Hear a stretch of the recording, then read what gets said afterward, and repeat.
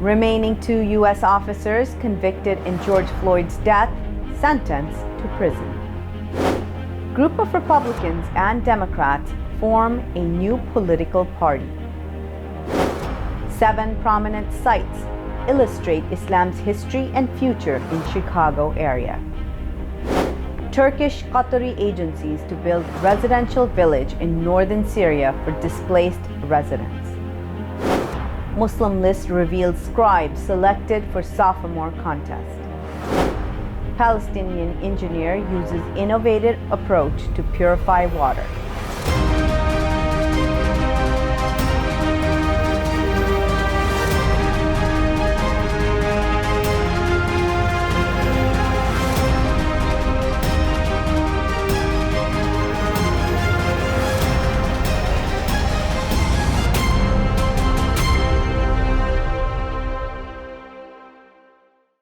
From Washington, D.C., this is the Muslim News on Muslim Network TV. Assalamu alaikum, I'm Hena Zuberi. Our top story tonight. On Wednesday, the remaining 2 police officers convicted in the death of George Floyd were sentenced by a federal judge in Minnesota. Tao Thao, the former Minneapolis police officer who kept a crowd of bystanders away as Derek Chauvin pinned Floyd's neck to the ground with his knee, was sentenced to 3.5 years in prison. Former officer Alexander Quang, who also helped Chauvin hold Floyd down, received 2 years behind bars. Tao, who is Asian, and Quang, who is black, were convicted earlier this year of violating Floyd's civil rights by failing to provide medical aid and by not intervening. All 4 officers involved in Floyd's death on May 25, 2020, have received prison time. A group of former Republican and Democratic officials are forming a new political party called Forward. It's an attempt to appeal to what they call the moderate common sense majority. David Jolly, Christine Todd Whitman, and Andrew Yang wrote a Washington Post op-ed published Wednesday on political extremism that is ripping our nation apart. They said most Americans feel that they aren't represented because today's outdated parties have failed by catering to the fringes. Jolly is a former Republican congressman from Florida. Whitman is a former Republican governor of New Jersey. Yang is a former Democratic presidential and New York mayoral candidate. The 3 will merge their political organizations into the new party. Former President Donald Trump Wednesday said that he intends to sue CNN and other media outlets for dismissing his voter fraud claims during the 2020 presidential election. Trump said that he has notified CNN of his intent to file a lawsuit over their repeated defamatory statements against him. He also will be pursuing actions against other media outlets who he claims defamed and defrauded the public. Trump wrote in a letter released by his attorney, Jim Trusty. The 282-page letter was sent to CNN CEO Chris Licht, demanding the network immediately take down the false and defamatory publications and issue retractions. The American Israel Public Affairs Committee, or AIPAC, says Democrat Andy Levine, a self-described Zionist, is insufficiently pro-Israel. The Detroit congressman and former trade union leader has built his political career on confronting big oil, the gun industry, and anti-abortion campaigners. Coming from a distinguished Jewish political dynasty, Levine is a committed Zionist and the former president of his synagogue. Yet the largest pro-Israel lobby group has launched a campaign to paint Levine as an enemy of the Jewish state because he has spoken up for the Palestinians. AIPAC has spent more than $4 million to defeat Levine in next Tuesday's Democratic primary for a congressional seat in northwestern Detroit. The group and its allies have poured millions into opposing candidates deemed not to be pro-Israel enough in this year's Democratic primaries. On Thursday, progressive U.S. lawmakers and relatives of Shireen Abu Akleh demanded the Biden administration investigate Israeli military's killing of the Palestinian American journalist. One congressman introduced legislation that would require such a probe. Victor Abu Akleh, nephew of the 51-year-old Al Jazeera correspondent, said that the family wants to know who pulled the trigger and why. Indiana Democratic Representative Carson announced the Justice for Shireen Act, which would require the State Department and FBI to investigate Abu Akleh's killing. The proposed measure also calls for agencies to publish a report on their findings. The Israeli government has denied Abu Akleh's murder and will not conduct an investigation, Carson said. That makes it even more important for the U.S. to conduct its own investigation, he added. On Thursday, U.S. Representatives Jamal Bowman and Ilhan Omar joined progressive groups outside the Supreme Court to deliver more than 1.2 million petition signatures. This was to demand the impeachment of Justice Clarence Thomas. The MoveOn.org petition highlights Thomas' concurring opinion for the June decision reversing Roe v. Wade. Thomas denied the constitutional right to abortion and made it clear what's next to overturn high court rulings that establish gay rights and contraception rights. He was also the only justice who opposed the court's decision to compel the release of former President Donald Trump's records on his attempt to steal the 2020 election. 7 prominent sites illustrate Islam's history and future in Chicago. Details after the break. Stay tuned and we'll be right back after these messages.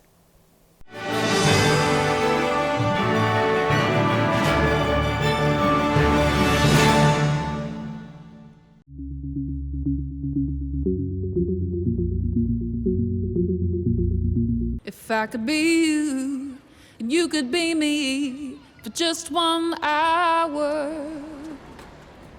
If we could find a way to get inside each other's minds. Walk a mile in my shoes. Walk a mile in my shoes. Well, before you abuse, criticize and accuse. Walk a mile in my shoes. There are 16 million children struggling with hunger in America. That's 1 in 5 daughters, sons, neighbors, and classmates who don't know where their next meal is coming from. Yet billions of pounds of good food go to waste every year. It's time we do something about it. Feeding America is a nationwide network of food banks that helps provide meals to millions of kids and families in need. Visit feedingamerica.org to help them feed even more. Together, we can solve hunger. Together, we're feeding America. Despite the development of a COVID-19 vaccine, millions around the world will not have access. We need a vaccine that's free and available to everyone, everywhere. It's time for a people's vaccine. Assalamu alaikum! Open up your eyes. Assalamu alaikum everyone, it's your brother Zain Bika from South Africa. One of the first educational programs ever produced for Muslim children was the ever popular Adam's World series. The colorful and comical Muslim puppets stole the heart of a generation. Sound Vision will be releasing brand new episodes of Adam's World with the launch of a Adam's World app. Subscribers will enjoy new Adam's World episodes as they are released, as well as all the classic episodes of Adam's World. So visit adamsworldapp.com now to learn more, subscribe and enjoy new adventures of Adam and his friends. And let's keep helping tomorrow's Muslims today. Assalamu alaikum. It's Adam's World. Believe me, there's a lot to see. Bismillah. Let's explore. To stop this genocide, we need your help.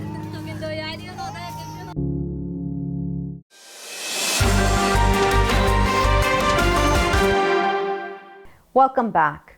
PBS's The Great Muslim American Road Trip explores the history and experience of Muslims in America.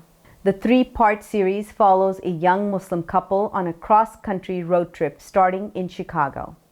That is where the couple met with Maryam Ali, the daughter of Muhammad Ali. The legendary boxer was amongst the most prominent African American Muslims in the country.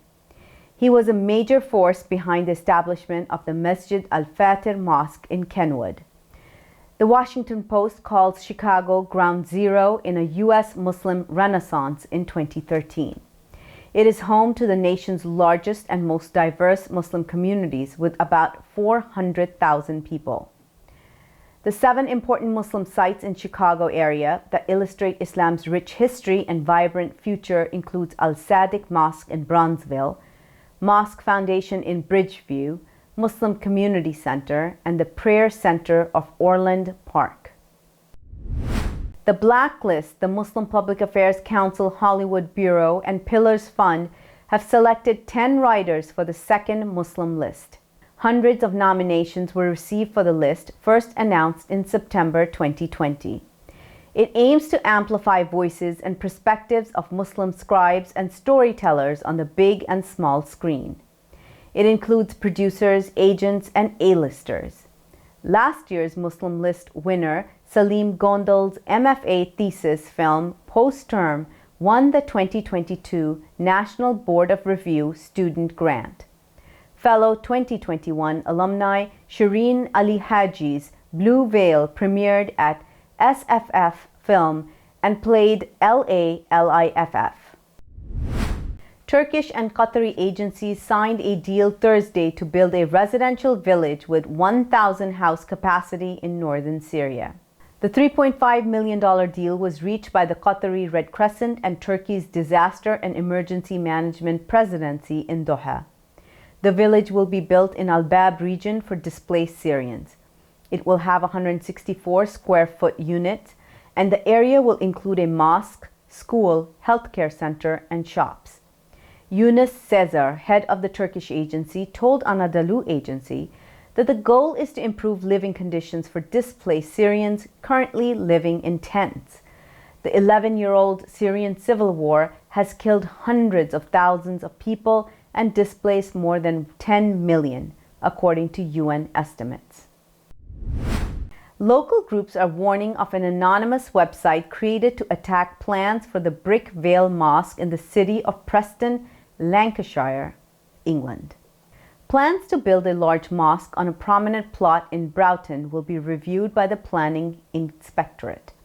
The landmark mosque, to be built where the M6 and the M55 meet the A6 near Dwarton Lane, attracted more than 625 letters of support and more than 425 objections. The Friends of Broughton Mosque warned people of the anonymous website launched by opponents that includes false and potentially defamatory content against the plans. The group says those involved in the debate surrounding the mosque proposal should conduct discussions in a respectful and transparent way. Kenyan Education Minister George Magoha met Muslim leaders and NTV journalist Rukia Bulle to apologize for controversial Al-Shabaab remarks. The Director of Public Prosecutions, Nuruddin Haji, and the Supreme Council of Kenyan Muslims, Chair Hassan Ole Nado, were among the leaders present at the meeting. Kenyan Cabinet Secretary George Magoha apologized to the journalists in the presence of Muslim leaders in Nairobi. The National Muslim Leaders Forum Chairman Abdullahi Abdi said Magoha regretted his sentiments. The apology was made one day after Magoha faced backlash on social media and across Kenya for profiling Bulle, who was wearing a hijab. The international community marks July 28th as World Nature Conservation Day. According to American forester and politician Guilford Pinchot, conservation means that the wise use of the earth and its resources for the lasting good of men. Inspired by this philosophy, Palestinian engineer Salah As-Sadi from the Gaza Strip devised a chemical-free, environmentally friendly method of purifying groundwater. The process removes nitrates and salts by using natural elements such as plant seeds. It took more than 2 years of research for Al-Sadi to develop his method of filtration called the blue filter. It involves treating groundwater polluted with high concentration of nitrates in the Gaza Strip. Al-Saadi told Anadolu Agency the main challenge is the high cost involved with purification. His project aims to maximize the ability to be able to provide families and farmers with usable water. More than 90% of families in the Gaza Strip receive polluted water. The level of nitrates in the water there is 10 times higher than the international average determined by the World Health Organization. Coming up next after the break is our in-depth analysis segment, so stay tuned and we'll be right back after these messages.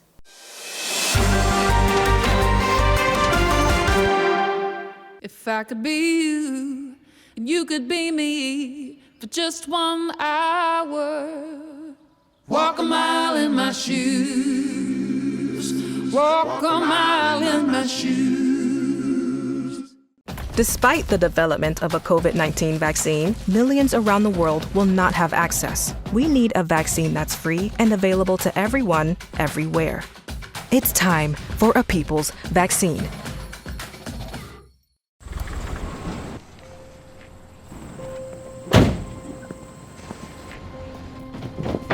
Dad, they took over my bedroom. Come on, come on. Okay, Dad. 1, 2, 3.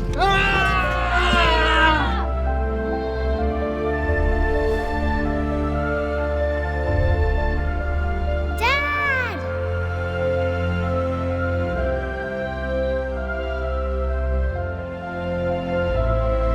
You saved me. Dad? Are you okay? I'm fine, dear.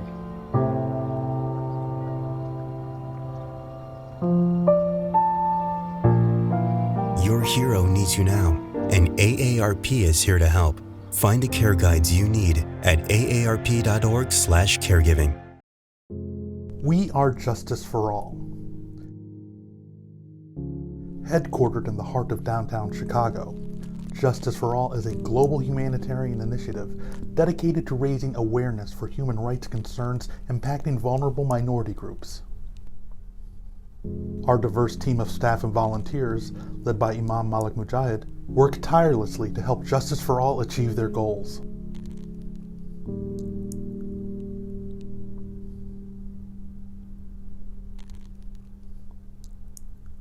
We promote policies that protect religious freedom, address the root causes of mass displacement, and recognize the plight of refugees and forced migrants.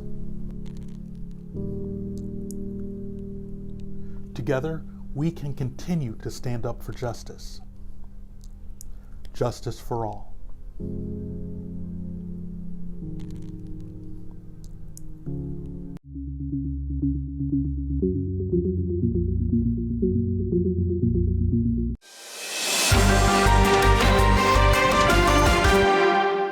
Welcome back.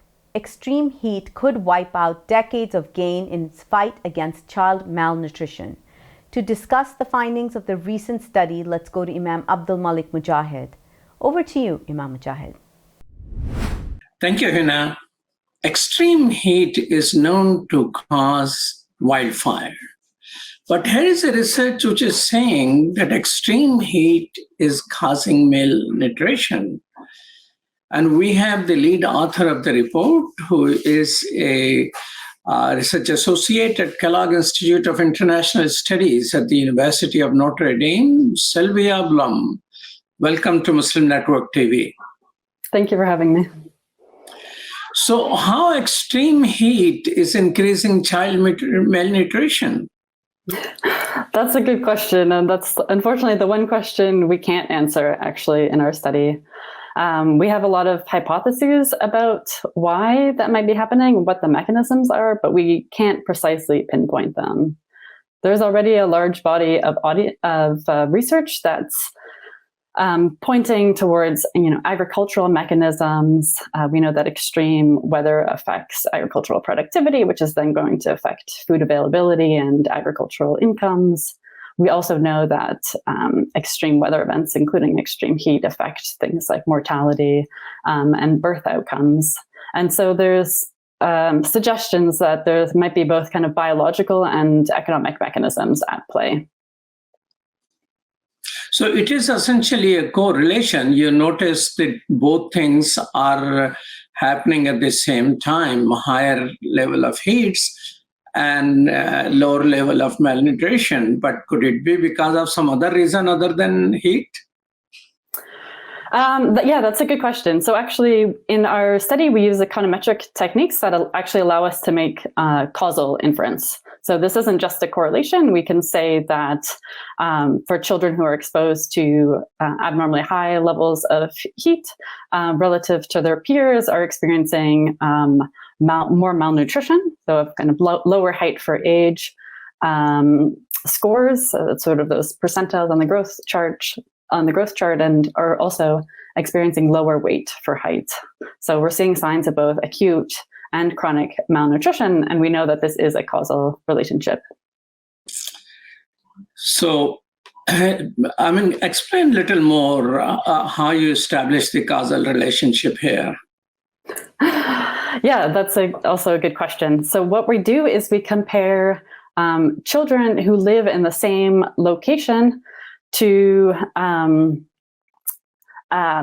some of who've experienced high levels of heat and others who don't experience those high levels of heat, and we compare their outcomes after kind of that experience of heat or not.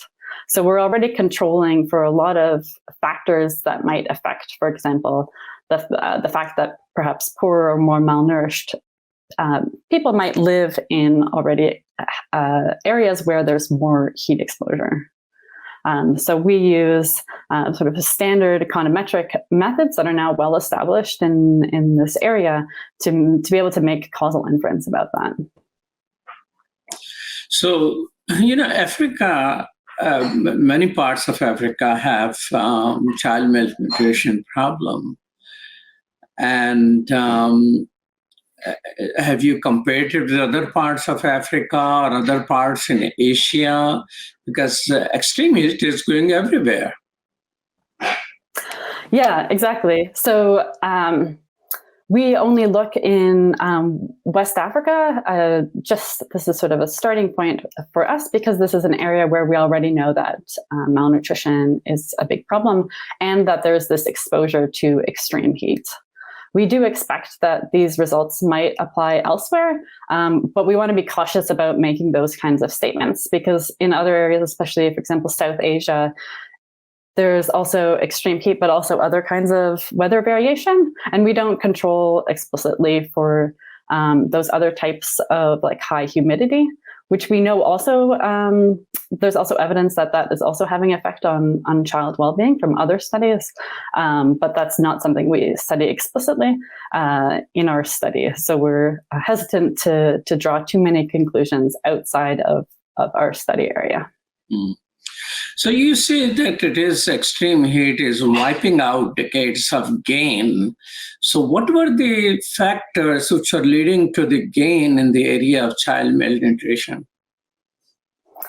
Yeah, that's a question that I'm not super well posed to answer, but we do know that there are a lot of efforts from a variety of sources, from governments and NGOs, that we're working to promote child nutrition. And those come about through, for example, improved antenatal care, promotion of breastfeeding, which we know is a really important contributor of child nutrition. It may also be kind of those improved kind of food or cash transfer programs that are popping up in a lot more developing countries. Kind of a variety of factors were probably contributing to that improvement in nutrition over the last few decades. So, ultimate solutions, are you recommending something? Are there some recommendations other than findings? Yeah, so again, that is unfortunately one of the limitations of our study. So we know that there's this relationship, and we know that there's very little way for households in this sort of study area to avoid the heat, right? There's not great infrastructure. There's not a lot of air conditioning in buildings. in this study area. And so there's not a lot of way to avoid the heat. Our hope is that future research will be able to better pinpoint the mechanisms, and then we can make more specific policy recommendations. Right? So we know that the effects are materializing. Of course, the ultimate solution is to control climate change. This is a bigger cause. Do you think the future direction of your work will look into what can be done to live with the climate change or a higher level of heats? Because that seems to be the case right here in Chicago. Yeah, that's true. That's a bit outside of the scope of our work. There is a lot of, I think there's a lot of research going on elsewhere, especially in terms of adapting agriculture to extreme heat and extreme droughts and those kinds of extreme weather events. Just physiologically, I'm not sure to what extent humans can withstand these extreme weather events. That's a question more for health folks. Thank you so much, Slyvia Blom, for your time. Appreciate that. Oh, thank you for having me. Back to you, Hena. Thank you so much, Imam Mujahid. That's all from our Washington studios tonight. Thank you for tuning in. You can find previous episodes and more on our YouTube or Facebook. For more content, keep watching Muslim Network TV or visit muslimnetwork.tv. Assalamu alaikum and good night.